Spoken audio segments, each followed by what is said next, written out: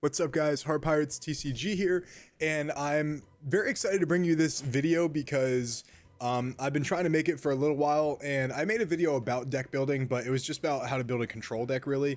But this is just how I deck build in general. Like every single deck that I build, I follow these instructions, or I wouldn't say instructions, but I follow these kind of steps to make sure that it is the most well-rounded it can possibly be. So without further ado, I'm going to go ahead and get into the video, and I will talk to you about my decision making. So this is my ace deck profile that I brought to you guys a couple days ago that I took to two different locals. I went 4-1 at a 25 person locals, and then I went 3-1 at a 20 person locals. We would have had a fifth round, but the pair down lost, and I lost in the finals to an Uta. So this deck, I believe, is pretty decent, right? It's good at a local level. And right before I made this, like I said in that video, I made it like 5 or 10 minutes before I even went to locals, and I just kind of threw it together based on what I know about my local meta, which has like Sakazuki, it has Enel, it has, you know, some Whitebeards in there, it has Utas, it has basically just like a variety of decks, not just one or the other, right? Some Katakuris.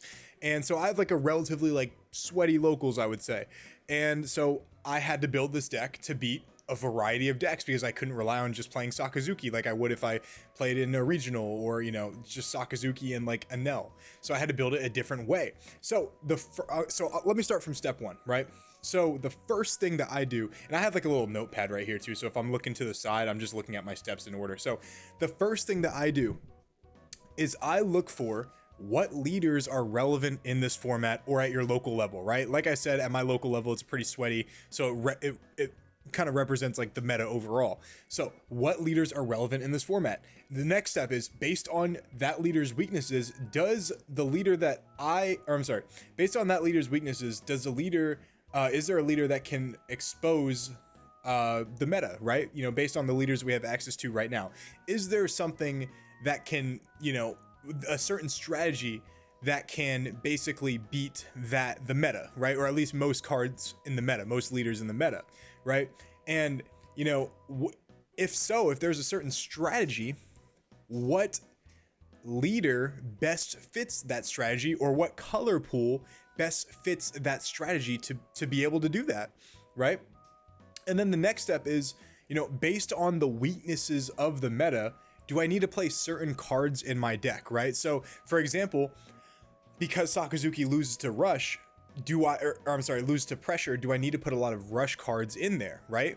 You know, that's the strategy I needed to fit to basically have a great matchup into Sakazuki, or at least a 50-50, right? I need rush characters to pressure him down so he can't just like wipe my board with a bunch of characters that can't attack the turn they're played, a bunch of slow characters. So I needed to add rush characters, right? You know, so after that is, if I play those cards, how likely is it that I will see them, right? The next step is, what is my win condition? How do I win these games, right? So if you look at this deck right here, you're like, okay, my win condition is just playing a bunch of rush characters and then, like, you know, putting a lot of pressure on them. And then, you know, if I need to take a quick break from playing rush characters, I can play stuff like Marco, you know, or Blocker Marco, or I can play Flame Emperor, or, you know, Jet Pistol, and I can try to kind of control the board a little bit. Or, you know, if they're not able to get any of these characters off the board, these rush characters, I can play these events to complement not only going after their face, but now I'm able to clear the board in the process, you know, for either not too much Dawn at all. Also, if I play events, you know, I can just discard them as 1k counters with Ace's effect. So that is my win condition, right? My win condition is exerting pressure, and then the turns where I don't exert pressure, I can clear board, or at least try my best to, you know, clear board with the events that I have. All right. Then the next step is, you know, what does the strategy lose to? If it's a rush deck, is there a way to make it, you know, a more blended approach to make it better into certain decks, you know, that are good into rush? Like for example, Enel is really good into rush. So are there cards that I can play to make, you know, to make my deck better into Enel? And, you know, the cards that I would play is something like Ace. Obviously Ace is really good into Enel because, you know, you know, all their big characters turn into, you know, 5 or 6k bodies that you can easily swing into. And then obviously this is big enough where if they play the 7k, or I'm sorry, the big bodies, they usually can't take it off the board. And then you can respond to most things they do with a Flame Emperor, right? And then obviously you can just, you know, keep exerting pressure, right?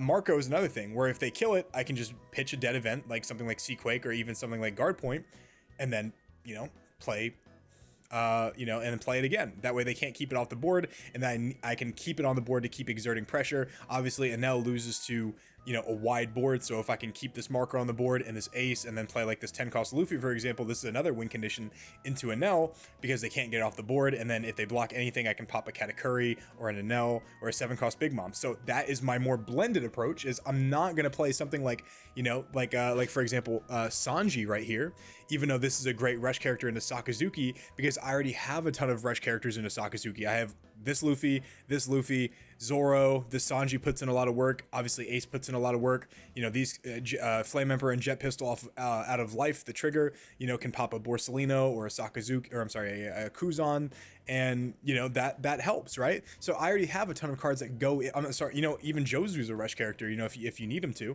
So I already have a ton of characters that put in a lot of pressure into Sakazuki and put, you know, and get me to where I need to be. Now what I need to do is I need to find cards that not only fit a similar, like, to not only like go with the deck's typage, but I need to find something that, you know, can beat other decks in the meta, like something like Enel and Katakuri. And you know, if we know about Katakuri loses to aggression, right? So, you know, my same strategy that I got with Sakazuki, where I just go aggro with, you know, my rush characters, and then if they play something, I can go aggro with Flame Emperor. It's the same into Katakuri. So I'm kind of like, you know, I'm using the same card pool to deal with two different decks, and then I'm putting a couple of extra cards that, you know, can, you know, work with the rush strategy, you know, like I said with Marco. But you know, I'm yeah, with this marker right here, or this 10 cost Luffy right here, but you know, they're for other decks, right? They're for, like, this is for, like I said, Enel. This is for, you know, not only Enel, but it can be good into like Zoro or Law or something like that. So I'm just covering my bases. All right, the next strategy is how many of those cards should I add into my deck to make it reasonably good into the meta spread. Like I said, what does this deck lose to? The next step is how many cards should I add to make it not lose to those decks as hard, right? And that's what I did. I added the Luffy, I added the Marco, I added the obviously Ace, you're going to add either way, but then I added 4 Marcos because, you know, Katakuri could be one of our worst matchups potentially, and if we can have like 1 or 2 Marcos on the board, that takes up a lot of pressure from like 10 cost Big Moms or you know any of their big guys. I can just soak it up with a Marco, right? Next step is, can I make this deck more consistent with a Searcher? All right, and the next step after that is, if I add a Searcher for that type, how good are the cards I'm putting into my deck? Is there another way to get the cards that I need at the right times? So a lot of you guys, if you watch my yellow purple crocodile deck, you know that I played a card called Pagaya. Let me go ahead and bring this up for you real quick.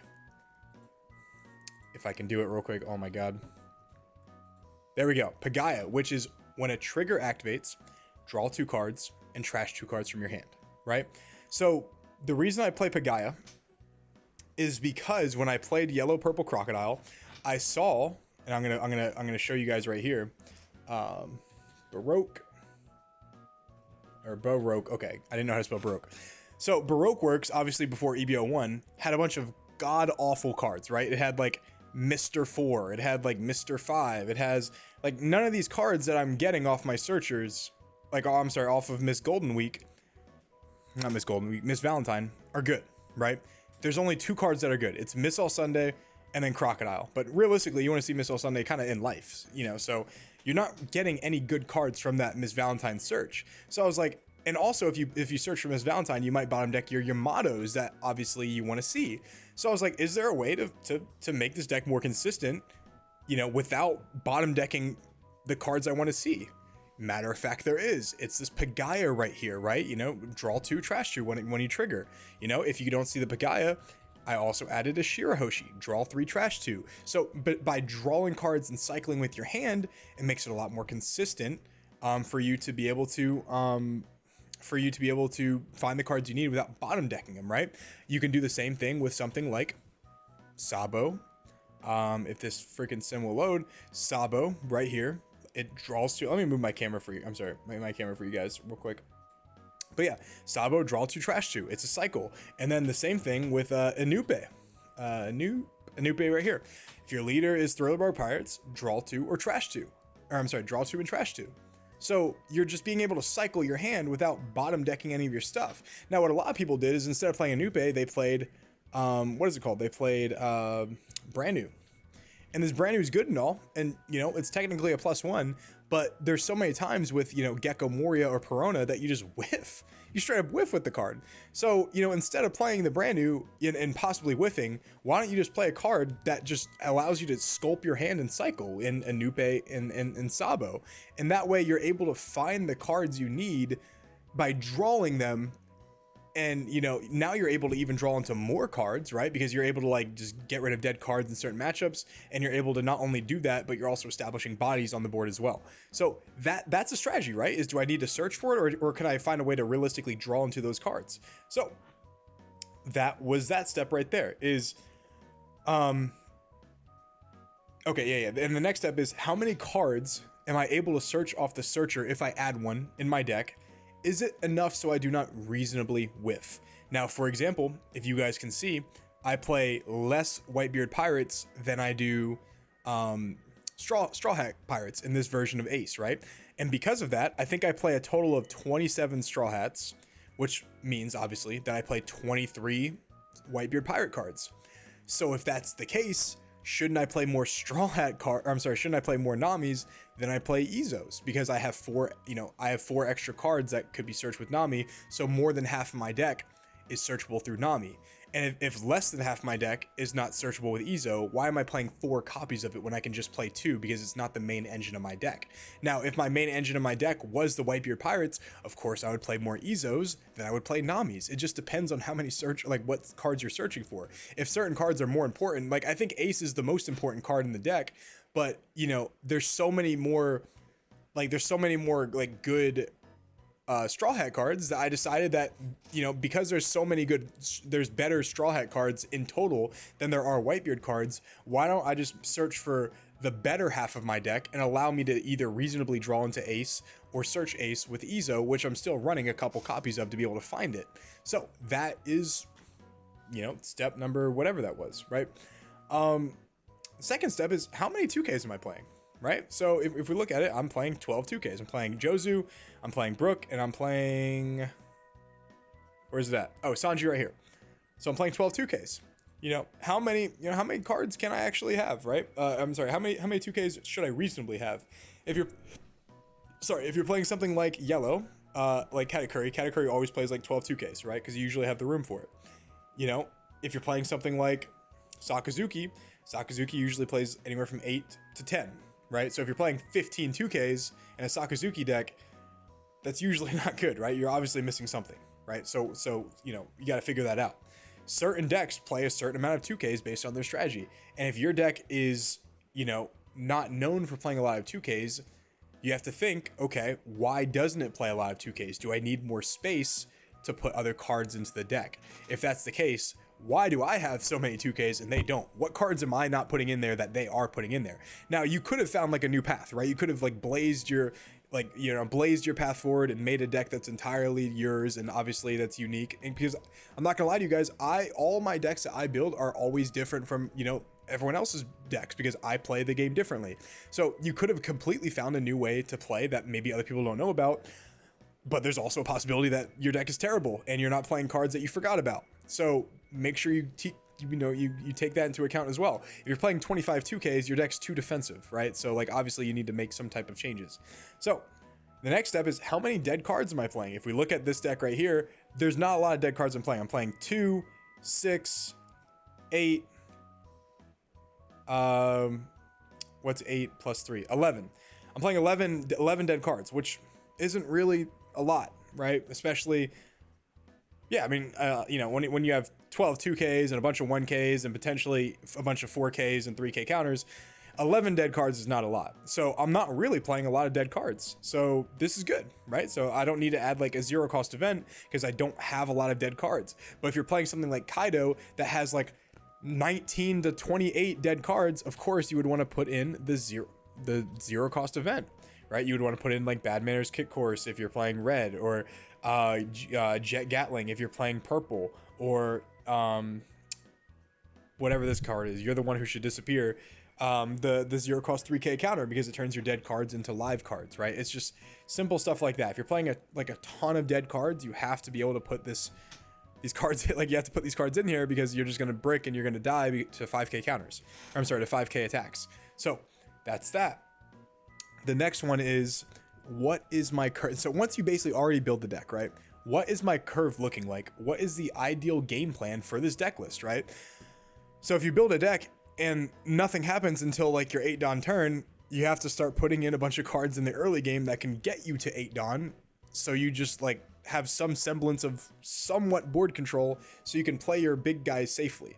Because if your only strategy is to get to 10 cost Kuzan, like for example, Zephyr, you know, like the leader, and like someone just runs like Zoro or Law at you, you're just like dead in the water. Like you're just like, how do you like, you just gonna like hope you don't die by the time you hit 10 cost Kuzan or 10 cost Big Mom or something like that. Like it's just not a good strategy. So you have to implement stuff that will get you to your win condition that we talked about, but not only your win condition, but your perfect curve. So if your perfect curve is just like doing literally nothing, like playing like Jet Pistol on turn 4 and then like Jet Pistol on your 6 Dawn turn and then Flame Emperor on your 8 Dawn turn and then playing this 10 cost Luffy, that's not a good strategy, right? Like of course that is kind of controlling the board, but you're just not doing anything. Like you better hope that 10 cost Luffy stays on the board forever, because if it ever leaves or they ever have like some type of counter for it, like 10 cost Doflamingo or, you know, a blocker like Borsalino, for example, like he's just not exerting pressure. So you have to figure out, you know, like what am I going to do every single turn? What does my turn look like? For me personally with this deck, I want to go first. So my first turn is Nami search something, right? My second turn, if I go third or if I'm go second, is this Zoro right here. But the Zoro is not as valuable as, you know, something like this Luffy, because it's just better, you know, obviously just an overall better card.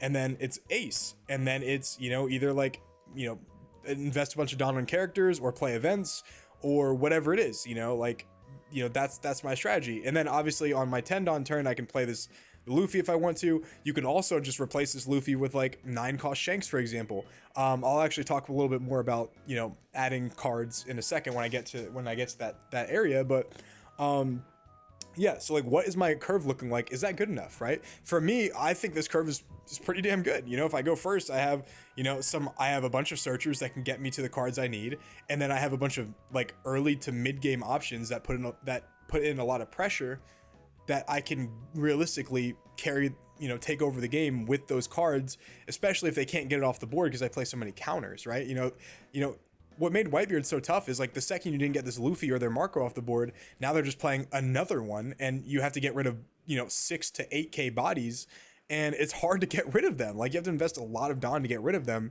So like they could just keep stacking up and stacking up and stacking up. And it's even better when, you know, they try to fight for board control and then I just drop Ace and then I just clear their entire board. And now I stack up with Ace. I play Ace and then I play Marco and then I play Flame Emperor. And, you know, it's very overwhelming. So that's my ideal curve. The next step is, you know, what cards am I looking for in certain matchups? If I'm playing against Sakazuki, I'm obviously looking to go second, and then I'm looking for Sanji into Zoro, into Marco, into whatever it is, into Ace, right? Like that's my curve. If I'm going into Enel, I'm looking to go second as well. I'm looking for Izo, and then obviously on curve, because Izo can find me my more important cards into Ace, like Marco, Ace, and Flame Emperor, right? Those are my winning strategies. You know, also into Uta, Green Uta. I'm looking for Uta, or I'm sorry, I'm looking for Izo because my best cards are Ace and Flame Emperor, because obviously Ace can clear their boards and put all their guys at 2k, which makes it easy for Izo or Nami to swing into them, and then I can clear them, and then the next turn, if they play a Luffy, I can just pop it with Flame Emperor and go after their life.